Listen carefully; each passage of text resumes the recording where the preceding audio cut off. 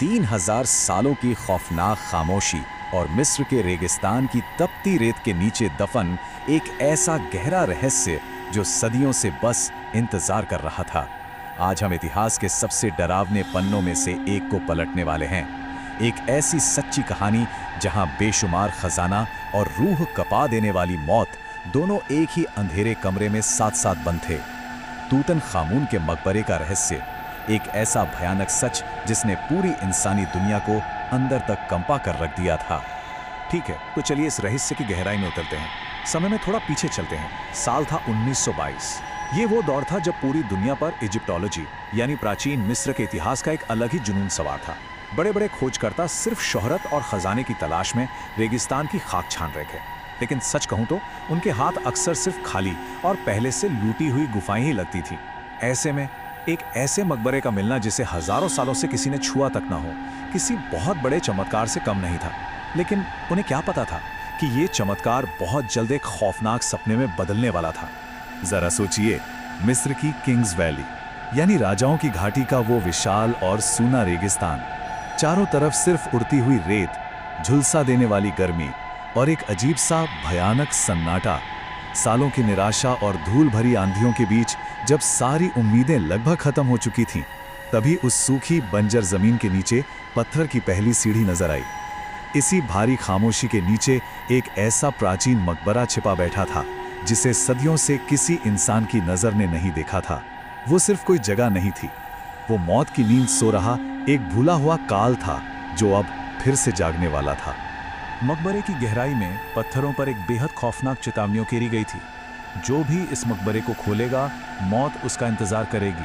अब देखिए, प्राचीन मिस्र में लुटेरों को डराने के लिए ऐसी चेतावनियां लिखना काफ़ी आम बात थी। तो शुरुआत में खोजकर्ताओं ने इसे बस एक मजाक या एक पुरानी डराने वाली कहानी समझकर हंसी में टाल दिया। लेकिन उन्हें इस बात का बिल्कुल भी अंदाज़ा नहीं था कि ये महज कुछ खोखले शब्द नहीं थे। ये एक रोंगटे खड़े कर देने वाली सच्चाई थी जो अब बस अपना अगला शिकार ढूंढने ही वाली थी। और यहीं एंट्री होती है ब्रिटिश पुरातत्वविद हॉवर्ड कार्टर की। अनगिनत नाकामियों और रेगिस्तान की धूल फाकने के बाद आखिरकार उन्हें वो सील किया हुआ दरवाजा मिल ही गया। ये युवा फैरो तूतनखामुन का मकबरा था। उस दरवाजे को तोड़ने का वो पल, यकीन मानिए, इतिहास के सबसे तनावपूर्ण पलों में से एक था। कार्टर ने दरवाजे में एक छोटा सा सुराख किया और अपने कांपते हाथों से एक मोमबत्ती अंदर डाली। उनके पीछे खड़े लॉर्ड कार्नावान बड़ी बेचैनी से पूछा, क्या तुम्हें कुछ दिखाई दे रहा है? कार्टर एकदम सुन पड़ गए और बोले, हाँ, अद्भुत चीजें। कार्टर ने वो दरवाजा खोला और समझ लीजिए वहीं से मौत का वो भयानक खेल शुरू हो गया। और ये बात बहुत ही बेहतरीन तरीके से दर्शाती है कि कैसे अंदर का वो नज़ारा एक सुनहरे धोखे के सिवा और कुछ नहीं था। सोने का वो चमकता हुआ मुखौटा, बेशकीमती खजाना और वो रहस्यमय गुप्त तहखाने। मोमबत्ती की उस टिमटिमाती रोशनी में जानवरों के सिर वाली वो प्राचीन मूर्तियां लंबी और डरावनी परछाइयां बना रही थी। उस अंधी कर देने वाली चमक ने पूरी दुनिया को जैसे सम्मोहित कर दिया था। हर कोई उस खजाने को देखकर इतना चकाचौंध था कि किसी ने इस बात पर ध्यान ही नहीं दिया कि वो एक ऐसी जगह कदम रख चुके थे जहां हजारों सालों से हवा तक कैद थी। वो एक ऐसे गुप्त अंधेरे में खड़े थे जो अब जिंदा इंसानों की सांसों को महसूस कर रहा था। लेकिन खजाने की ये सारी चमक बहुत ही जल्द फीकी पड़ने वाली थी। सील किए हुए उस दरवाजे के खुलने के कुछ ही समय बाद असली खौफ की शुरुआत हुई। कहा जाता है कि जिस दिन मकबरा खुला, ठीक उसी दिन हॉवर्ड कार्टर के पालतू कैनरी पक्षी को एक कोबरा ने खा लिया था। अब ध्यान दीजिए, प्राचीन मिस्र में कोबरा को राजशाही का प्रतीक माना जाता था। ये कोई आम इत्तेफाक नहीं था, ये आने वाली तबाही का सबसे पहला, सबसे भयानक संकेत था।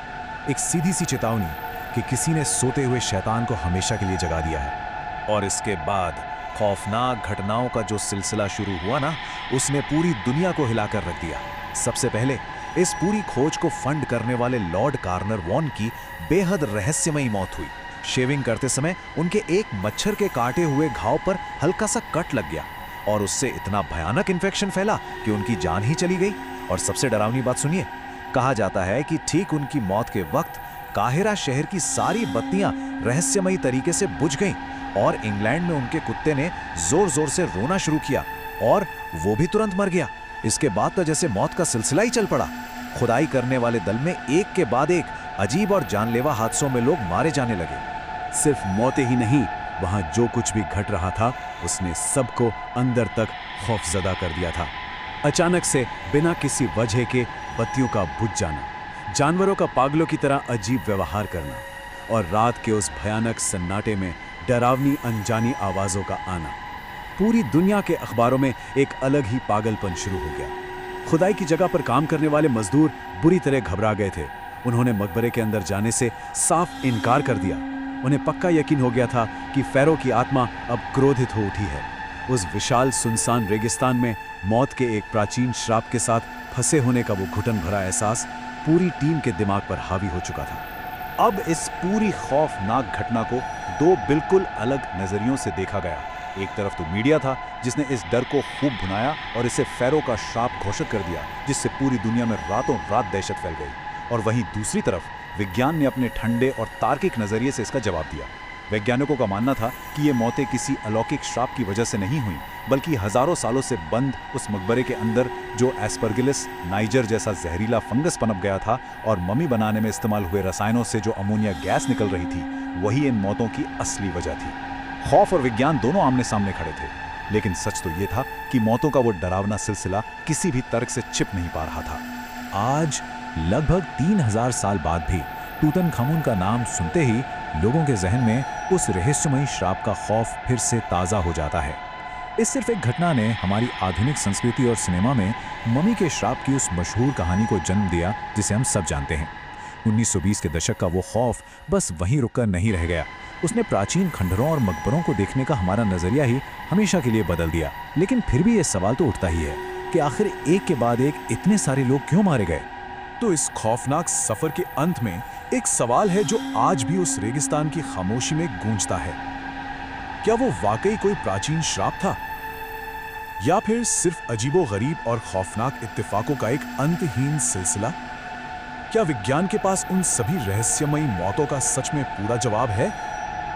और सबसे बड़ा सवाल, क्या आप लोग इस श्राप पर विश्वास करते हैं? क्या सच में उन सोई हुई आत्माओं का श्राप आज भी जिंदा है? शायद कुछ प्राचीन दरवाजे ऐसे होते हैं जिन्हें हमेशा के लिए बंद ही रहना चाहिए,